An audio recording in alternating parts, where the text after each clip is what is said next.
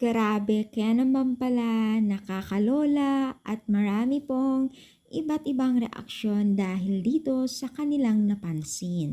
So, bago natin ipagpatuloy ang ating pag-support today's video, kung bago ka pa lang sa aking channel, please subscribe po, like, and pakit na rin po natin guys ang notification bell upang ma-update po tayo tuwing ako po ay nag-upload patungkol sa Team Kalingap. And please support pa natin ang buong Team Kalingap, lalong-lalo na po kila Kalingap Rob at Kuya Bal. So, alam nyo ba guys na marami po talagang nakakapansin at kung bakit marami po ang nagre-react po sa mga pabahay o sa bahay po ni Beyonce dahil hindi naman po talaga nakakapagtaka kung bakit marami po magre-react ng ganito dahil sobrang laki pala talaga ang pabahay ng Team Kalingap na kay Beyonce o itong mga sponsor.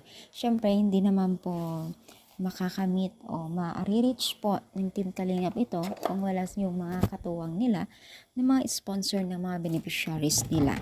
Kaya naman pala sobrang tagal po ang matapos ang pabahay nila kay Beyonce dahil ito pala ang larawan pa lang dito ay talagang bongga na, no?